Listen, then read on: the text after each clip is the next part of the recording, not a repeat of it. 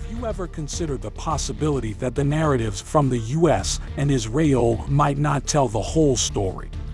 What if the information you've been receiving for decades has been shaped by propaganda?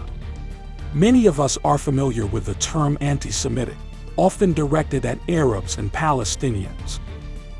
But what if our understanding has been misled?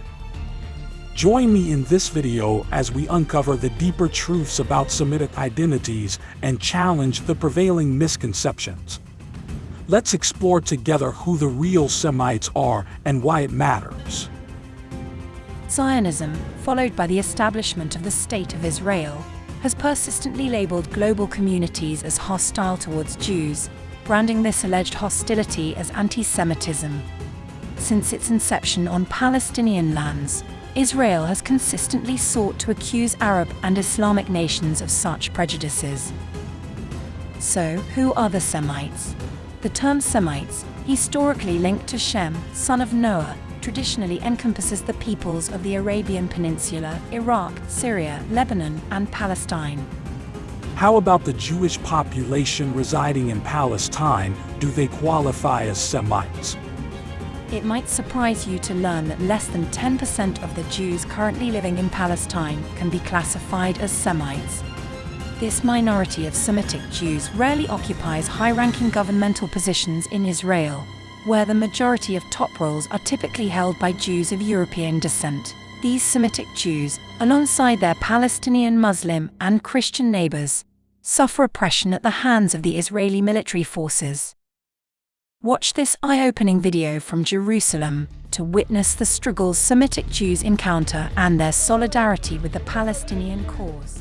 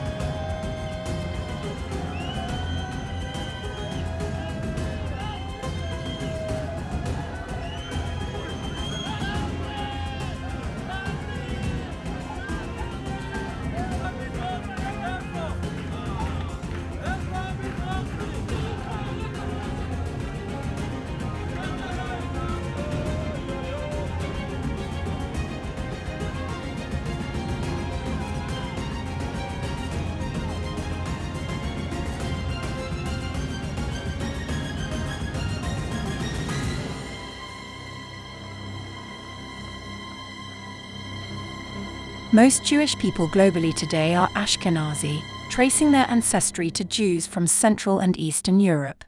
This implies that many do not have Semitic origins and lack historical ties to the Holy Land of Palestine. This includes Benjamin Netanyahu, whose family originates from Poland. A genetic testing and ancestry company is under the microscope as hackers have now exposed the information of millions.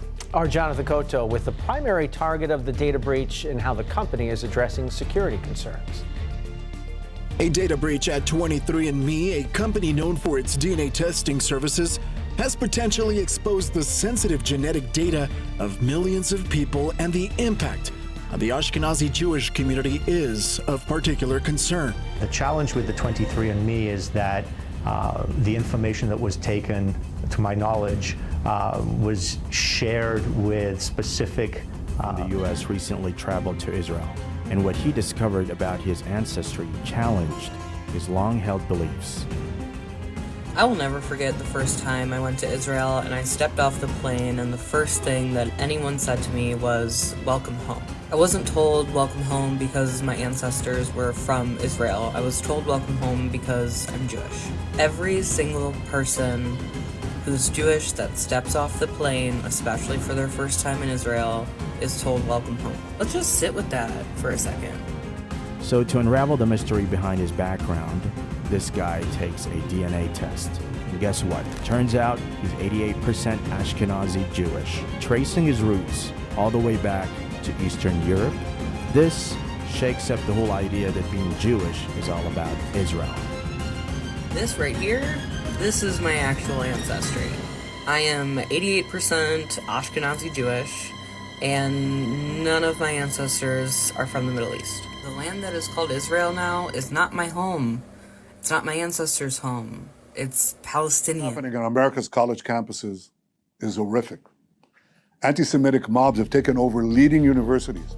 They call for The contradiction is stark when the US government pledges to combat anti-Semitism domestically, yet continues to supply Israel with advanced weaponry used against 2.5 million Palestinian Semites in Gaza.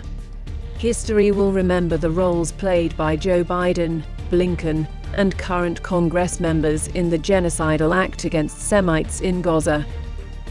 Thank you for watching. I hope you found this video informative. Please share it to help raise awareness and contribute to ending the violence in Gaza.